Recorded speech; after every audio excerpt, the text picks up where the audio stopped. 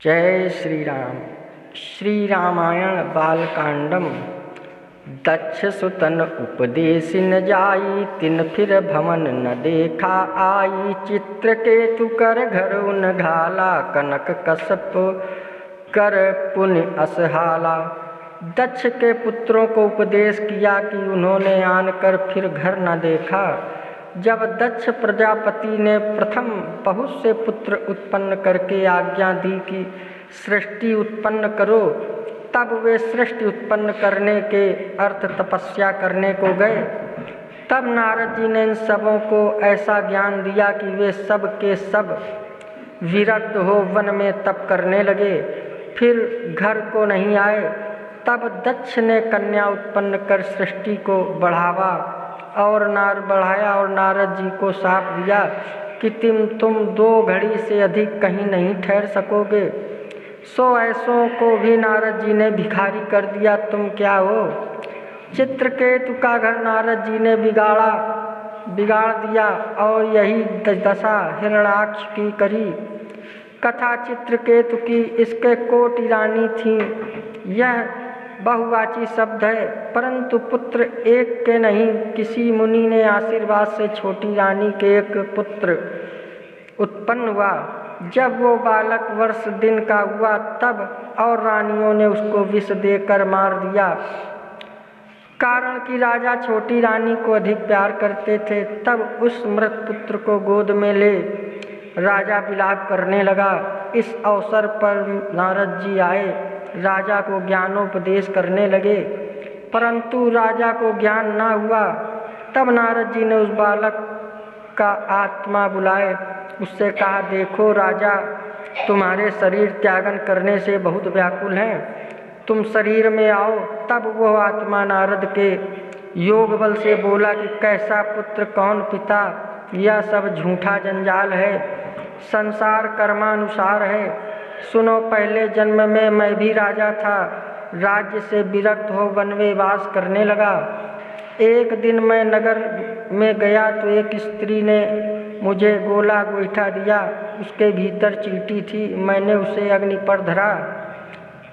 तब अग्नि के संयोग से सब चींटी मर गई। सो वह चींटी यह तुम्हारी स्त्री है जिसने गोला गोईठा दिया, वो यह मेरी माता है। मैंने उस पाप से इसके उदर में जन्म लिया है। सो यह चींटी रूप स्त्रियों ने आनकर अपना बदला लिया।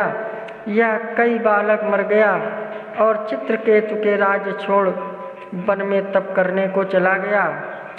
कनक कश्यप की स्त्री कयाधु जब गर्भवती थी, तब नारद जी ने उसको ज्ञानोपदेश किया। सो गर्भ में ही प्रहलाद को ज्ञान उत्पन्न हुआ। सोई प्रहलाद के ज्ञान से विष्णु भगवान ने नरसिंह रूप घर प्रहलाद को उद्धार किया, हिरण्यकश्यप को मार डाला। यह नारद के उपदेश से दैत्य कुल का नाश हुआ। नारद सिख जो सुनहि नर नारी, अवस भवन तजि होई भिखारी। मन कपटी तनु सज्जन चीन्हा, आप सरिस सबहि चह कीन्हा। जो स्त्री पुरुष नारद की सीख सुनते हैं, निश्चय ही वे घर त्याग कर भिखारी हो जाते हैं। वे मन के कपटी, ऊपर से सज्जन वेश बनाए रहते हैं और अपने साथ सबको करना चाहते हैं। ते के बचन मान विश्वासा, तुम चाहत पति सहज दासा। निर्गुण नीलज कुबेश कपाली, अकुल अगेह दिगंबर व्याली।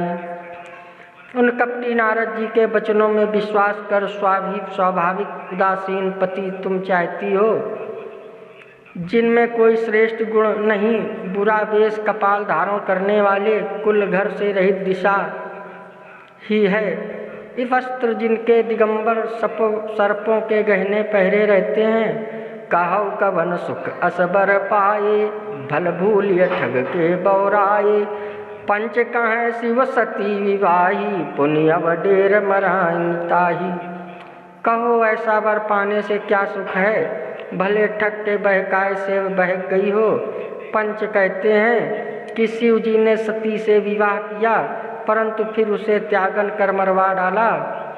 अब सुख सोवत सोच नहीं, भीख मांगी भव खाई। सहज एकाकिन के भवन, कबहु किनारी खटाई। अब सुख से सोते हैं, कुछ सोच नहीं, संसार में भीख मांग कर खाते हैं। कहीं स्वाभाविक अकेले रहने वालों के घर में स्त्रियां ठहरती हैं, अर्थात नहीं ठहर सकती। श्री राम जय राम जय जय राम, श्री राम जय राम जय जय राम, जय श्री राम।